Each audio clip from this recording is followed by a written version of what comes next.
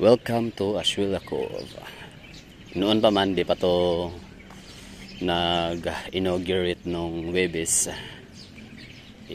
May mga nag-jogging na talaga dito, no? Umaga pa lang. Jogging, walking. Tapos ngayon, tapos na talaga yung water park or esplanade. Or water, ano yan, basta Ashuela Cove. Water park area nila. So, nag-i-invite na sila ng mga gustong mag-strolling, gustong magtambay. You know, by Sunstar Davao. Visit Seaside Promenade. Ayun. Promenade pa na pangalan. Visit Seaside Promenade at Ashuela Cove. Ashuela Cove Ayala Lands premier waterside development in Davao City launch on Thursday afternoon, November 30, 2023. The Seaside Promenade, Davao's new coastal park.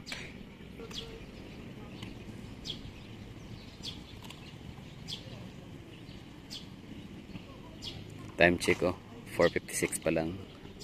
4 minutes to go bago mag 5 pero pwede na pumasok. Basta starting dito is 5 AM hanggang 8 AM. Pero ang nakasulat dito sa kay Sunstar is pwede daw bumisita dito like 6 AM hanggang 6 PM.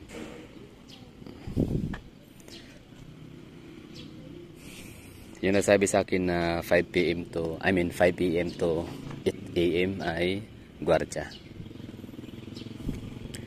Okay, situated facing the Davao Gulf and Samal Shore, the Seaside Promenade offers a picturesque destination for leisurely walks, family gatherings, and various recreational activities, and will be open daily to visitors from 6 AM to 6 PM, diba?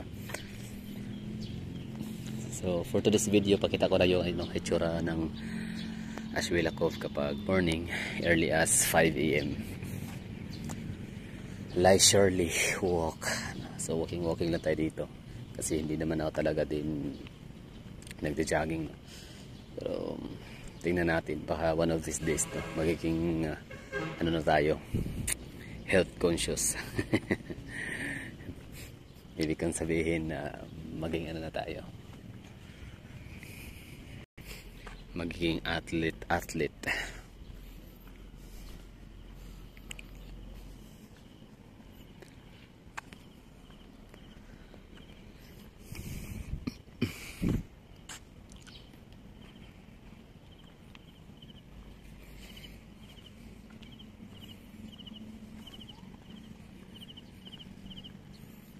Diba?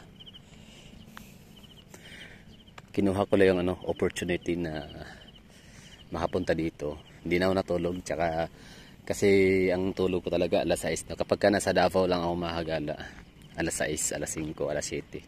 Ganun yung aking tulog. Pero huwag kayong mag-worry dyan kasi ang tulog ko naman ay 6 to 7 hours talaga always. Ibig sabihin kung matutulog ko ng 7, 8, 9, 10, 11, 12, 1, alas 2 ng hapon yung aking gising. Kaya kung napapansin nyo ninyo, madalas aking mga vlog ay hapon, gabi at madilim.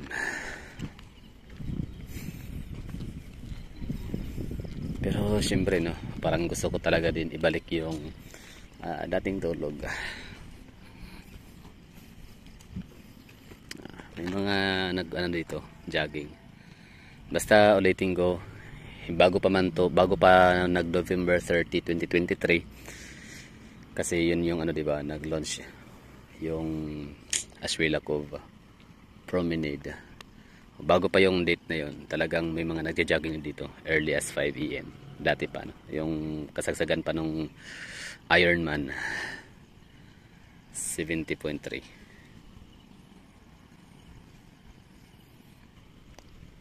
So kung dati nga hindi pa open yung dun sa may water park or esplanade, may mga nagja-jogging na marami na. So what more ngayon, di ba? Ang ganda At dahil nga sa 8 AM to 8 AM lang ang pwedeng mag-jogging dito or walking, sabi ng gwardiya, minabuti ko na lang na agahan. Pero sabi talaga dito, mali na pagkasulat ni Sunstar Davao na open daily to visitors from 6 AM to 6 PM. So ngayon, pakita ko lang sa iyo ano hitsura. Ano nga ba hitsura ng Ashwila Cove kapag umaga.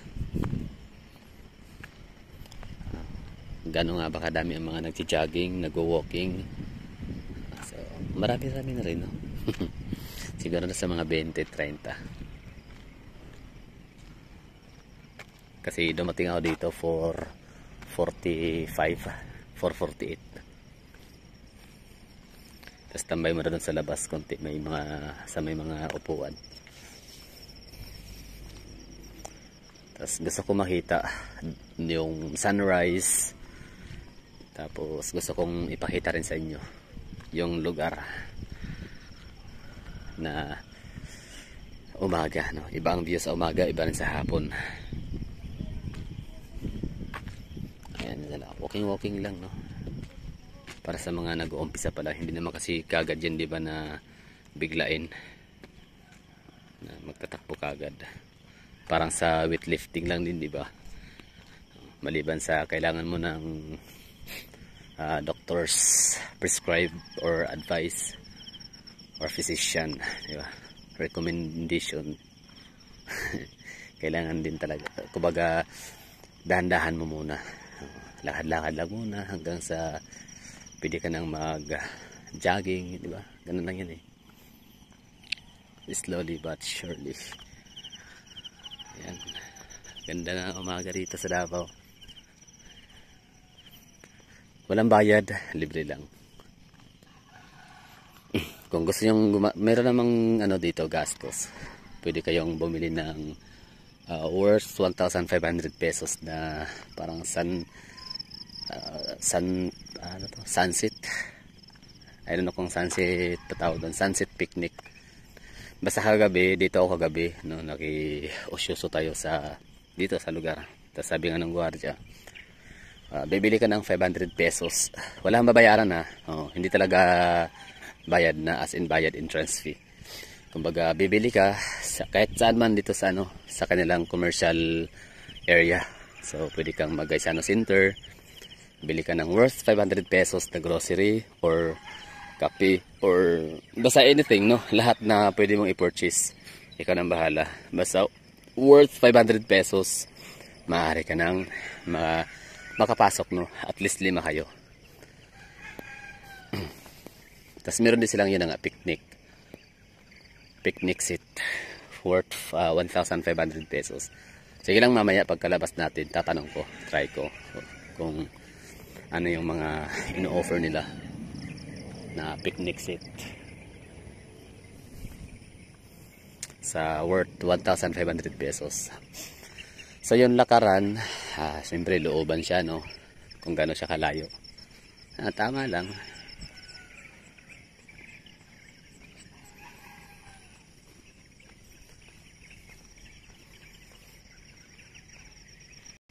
Ganda, oh. Serenade. Ay, seaside pala. Seaside Promenade. Diba? Astig, no? Ganda, diba? Mamaya, itong nasa picture ni Sunstar, ito yung ipapakita ko sa inyo mamaya, no? I-vlog natin. Ganda, oh. Seaside Promenade. Yan.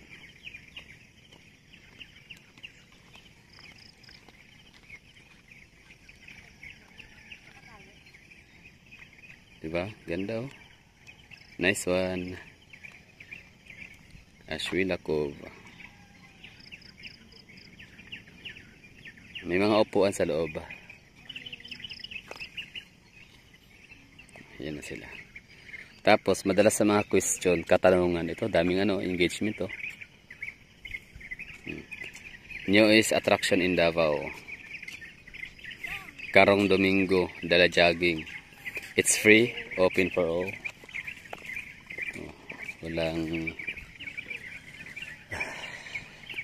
tawag na ito, walang sumagot, no, kung free ba. Nakapunta na kami nung Monday dyan. Nice place and nakaka-relax talaga, diba? Monday pa lang siya nakapunta.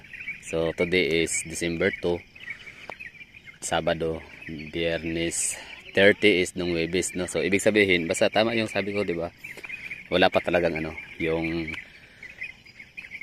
Ironman nung March ba yun or April.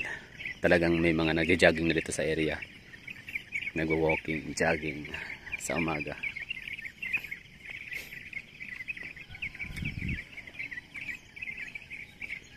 May vlog ako kagabi, ha? Upload natin yun para sa mga information about sa picnic. Although hindi man siya ganun ka-accurate yung binigay na information ni Kuyang Guardia, at least meron, no? Meron tayong hint or clue or idea. Basta wala naman naninita, free lang naman. Pasok lang dito. Hindi siya, basta walang sinabi dito sa Sunstar Davao na post na magbayad ka ng, kumbaga obligado kang bumili ng 500 pesos na worth ng grocery or 1,500 na picnic seat. Basta ano lang, welcome lang lahat, open for all. Para sa mga leisurely walks and strolling. Ano, padami na sila ng padami. Basta kagabi ha, dito ako nagpunta. I-upload ko pa rin yun still. Kaso nga lang mauna tong ating vlog sa morning. Yan, may pets. According kay Kuyang Guardia kagabi, pwede daw may pets basta nakapamper, nakadiapers, or di kaya responsible pet owner ka. Huwag hayaang tumae yung aso mo na hindi mo pupulutin after. Kailangan kunin mo, syempre, di ba? Respeto naman sa ibang mga tao.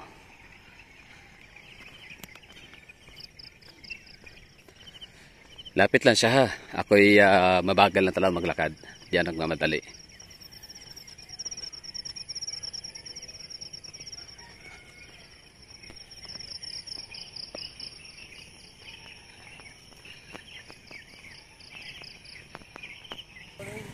Bisikleta naman, sabi naman ng manggwardya kagabi, pwede kang magdala ng bike, bisikleta doon. May ano doon, lagayan ng bisikleta. Parkingan. TikTok. Yeah. Talagang grabe na yung ano, no. Binago na talaga ng panahon ng gadget, ng internet. Talagang kasama na talaga sa trend and activity ang TikTok. Ganda ng hangin, presko, tapos ingay ng mga crickets, haringgangis, mga gangis. Ano ba tawag yan sa ano? Mga salagubang. Live well with Alveoland, Ayala Company, in collaboration or in partnership with Alcantara Group of Companies.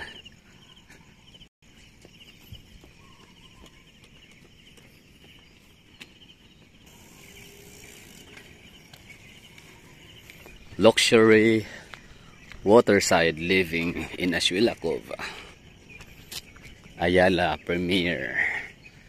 So sa lahat ng mga Ayala, ito na yung pinaka-premier, no? Pinakamahal, pinakamaganda, pinaka-sophisticated, pinaka-elegante, pinaka-high-end. Marami ng mga Ayala land or mga condominium residences, no? Sa NCR pa lang ang dami. Meron sa QC, 2. Meron sa BGC. Tapos sa Novali naman, iba naman, hindi naman sila condominium. Bahay yun, parang subdivision. Novali, Laguna. May nag-comment nga pala na sa Facebook ha, sa Sunstar Davao, may panlaban na daw sa ano, Iloilo, Esplanade. Ang galing. So ibig sabihin ganun ka famous ang Iloilo, lalo na yung kanilang ano, Esplanade. Pero panlaban. Parang hindi naman yata kailangan sabihin na panlaban. Sabihin mo na lang na meron na rin tayong parang Iloilo na esplanade. The difference is ito private. Sa Iloilo ay public, no? But still, okay lang yun kahit private to. Wala namang bayad. Libre lang. Nice one. Samal, tanaw na natin mga hagala. Yan si Doggy, oh. Saya din si Doggy, oh. Happy yarn.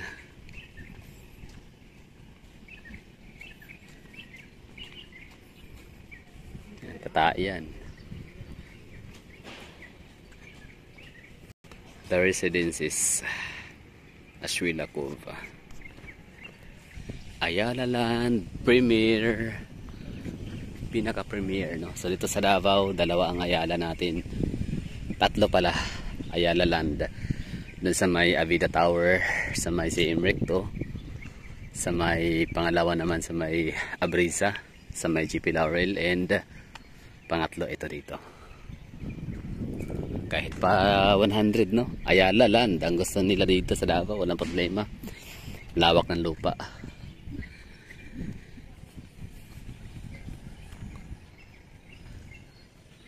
Ang ganda, no?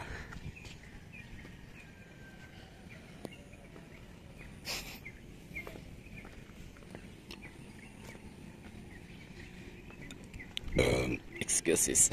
Ayan, nakalagay close at 6 p.m. sorry.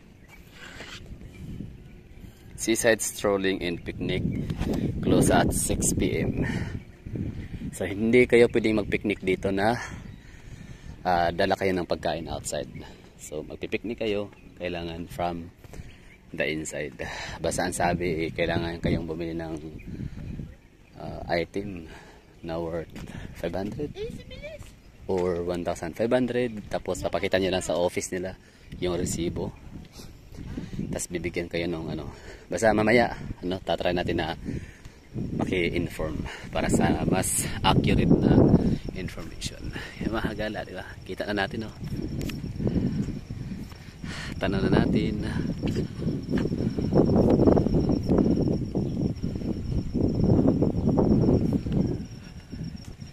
Nice one. So ito yung gusali na to, ito na tower ang mayroon ng nakatira, may mga residente na. Yung kabila yung wala pa. Sarap ng hangin, the best.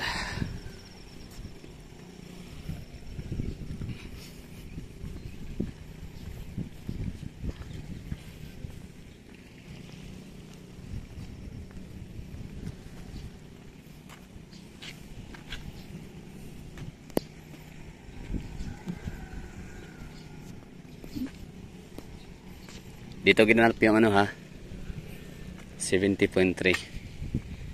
or 703 na Ironman.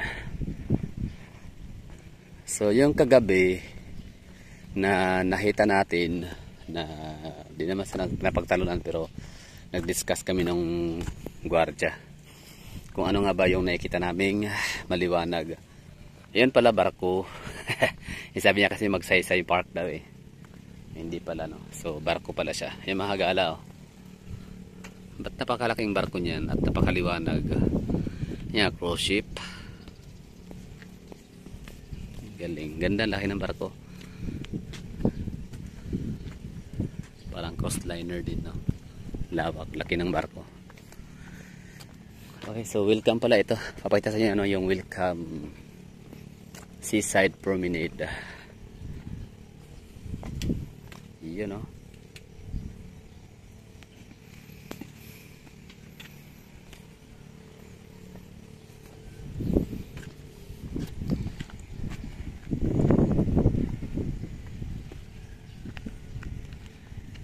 Nice one.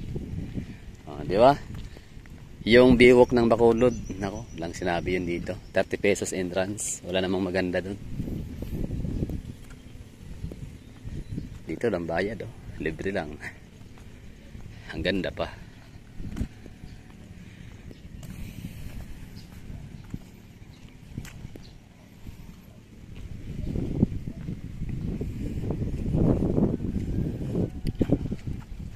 No, laking barko, no. Yan yung nakita namin kagabi ng gwardiya. Nasabi niya Magsaysay Park, eh, sabi ko hindi. Yung Magsaysay Park hindi tanaw dito yun kasi natatabunan ng ano, Arcastillo, Tiyaag daw.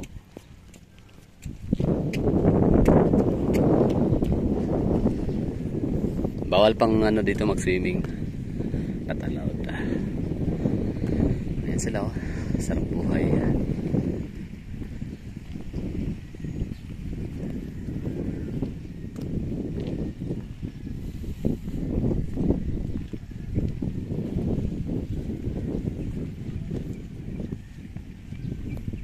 Di ba? Parang wala lang sa Pilipinas. Itong view na to dito, di ba? Di ba? Lakas maka wala naman kasi kantong view sa Pilipinas, di ba? May mga coastal tayo sa Pilipinas. Actually, ang Pilipinas, buong Pilipinas talaga ano tayo, no? Coastal area talaga tayo. Napaligiran tayo ng ano, dagat, pero lakas maka third world country. Pero dito sa lugar na to, sa Azuela Cove, talaga yung disenyo na ano, no, pang malakasang, pang daigdigang kagandahan, ano.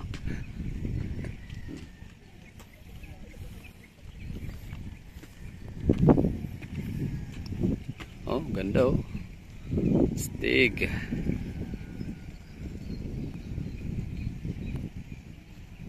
The best, na, and amazing.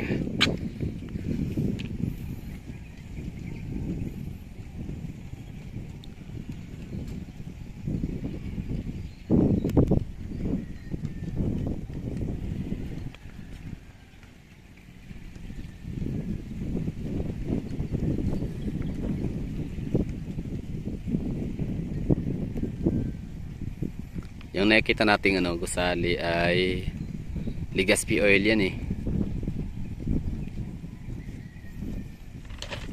Kasi ito yung Lusitano, eh.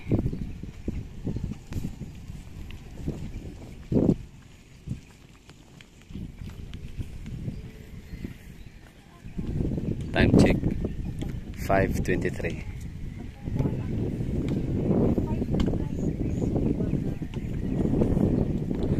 Ganda dito. Galing. Ganda. The best na. Kaso mahangin, no? Tsaka makulimlim yata. Kasi yung gantong oras dapat may araw na yun, no? Pasikat na dapat.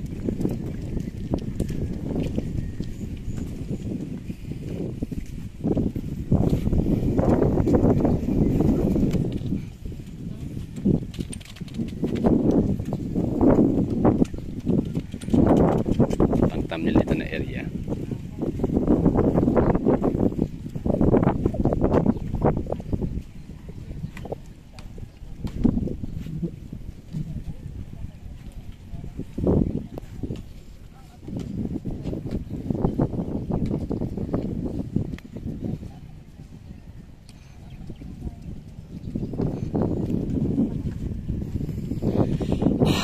Ganda ng tubig, linaw.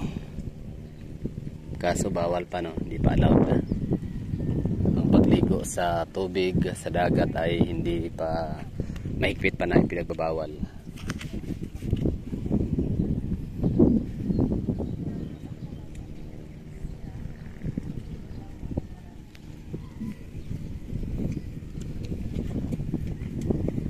Island Garden City of Samal. Sa ano yun, no? Yung Discovery Samal. Parang hindi, no? Ito ba yun? Saan ba yung Discovery Samal dito?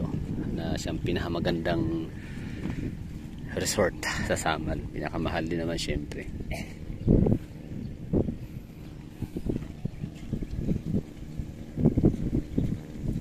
Oh, ganda dito mga gala.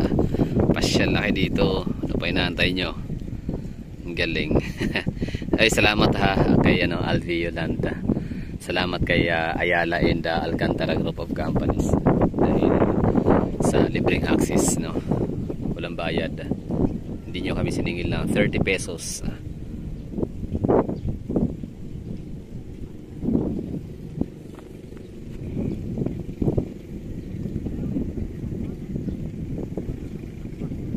Ganda niyan.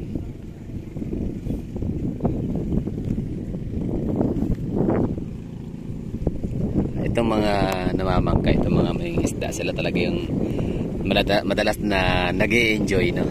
At nananawa na siguro to sa view ng Davao. Ang ganda kasi ng Davao talaga sa malayuan. Oo, yung talagang skyline ng Davao.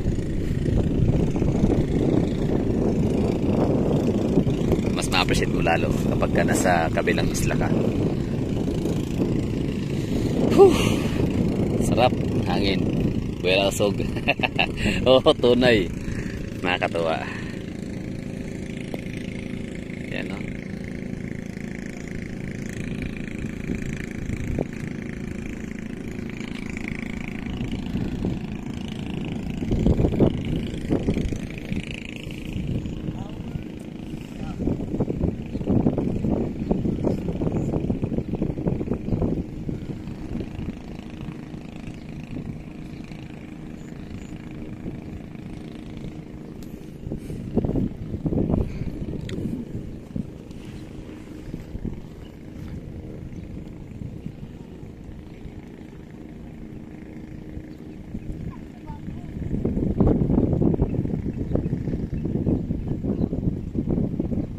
Okay na siguro tayo dito mga kagala. Maraming thank you sa pagsama. Sana na-enjoy ko kayo sa ating ginawang tour.